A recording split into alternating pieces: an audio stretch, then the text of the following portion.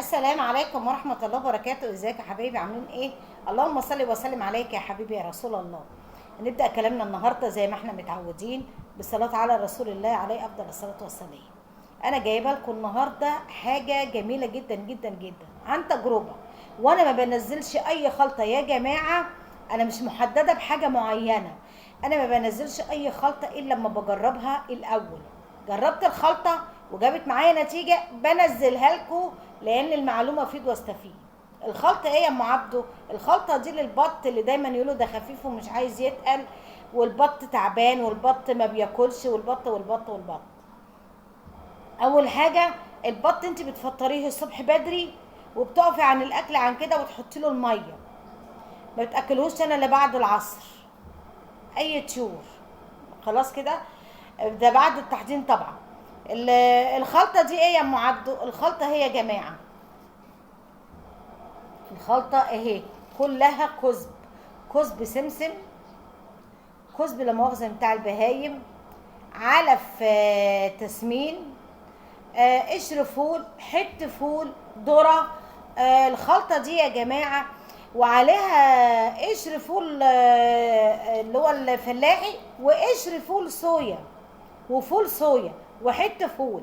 الخلطة دي يا جماعة رهيبة للبط. هقول لكم انا ذبحت البط عندي على شهرين، البط البيور والله العظيم 3 كيلو، والله 3 كيلو. الخلطه دي جميله جدا، الخلطه دي بتجيب معاكي من الاخر في الاوزان.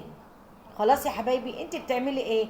اول حاجه انا بجيب عيش مبلول زي ما انتم شايفين كده اهو، انا بلا العيش وبحط عليه حبه الخلطه من ده على قد الطاقه، ما بكترش، على قد طاقه الحاجه اللي عندي علشان ما بكترش. ويا جماعه ما تنزليش بقى للبط البلدي لانها حاميه، هتحطي منها البط البلدي تسمين، ما تكتريش لانها حاميه على البط التسمين، لكن بتجيب نتيجه كويسه ونتيجه حلوه في البط الفرنساوي، البط المسكوفي، البط البيور، البط المولر، بتجيب نتيجه جميله جدا.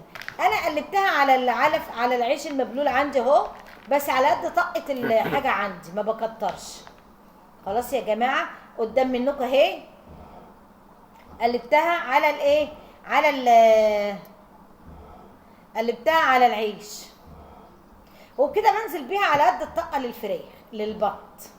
خلاص يا جماعه، يبقى انا معايا الخلطه اهي. الخلطه دي جميله جدا جدا جدا جدا للبط، بتجيب اوزان معاكي بسرعه، بس بتنزلي بيها بعد شهر او شهر ونص بالظبط. الاسبوعين دول بتنزلي مع الخلطه دي مع العيش المبلول وبتفركيها زي ما انا عملتها كده وبتقدميها للبط. طيب السؤال التاني، واحده بتقول لي يا ام عبده انا بعيد عن المكان وينفع احط الاكل مره واحده في اليوم للبط؟ هقول لك الاكل يا حبيبه قلبي انت هتتعبي نفسك شويه. البط او الطيور الاكل لما بيبقى قدام منهم كتير ما بيكرفوه، ما بياكلوهوش، ان كانوا بعد كده لا مؤاخذه بيعف بقى عليه الطير وبيسخن وبيبتاع، بالذات لما بيكون في بواقي اكل وكده. خلاص، فهتتعبي نفسك شويه، هتحط لهم مره الصبح بدري لو انت رايحه الشغل، ومره بعد ما تيجي من الشغل وتشوفي حالك وحال بيتك بتروحي تعمليها وتبعتي عيل ياكله. يبقى انا عندي النهارده السؤالين. الخلطه دي يا جماعه جميله جميله جميله جميله جميله، انا ما بعملش اعلان ومش هقول على اسمها ايه، لان هي بتيجي جاهزه كده، انا مش عاملاها، هي بتيجي جاهزه كده. بس واحده حبيبتي اللي قالت لي عليها، واحد بتاع علف اللي انا بتعامل معاه قال لي جربي دي يا ام عبده وقولي لي النتيجه ايه.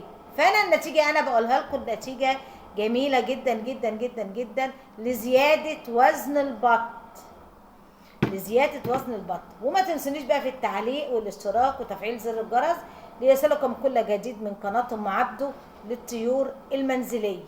السلام عليكم ورحمه الله وبركاته.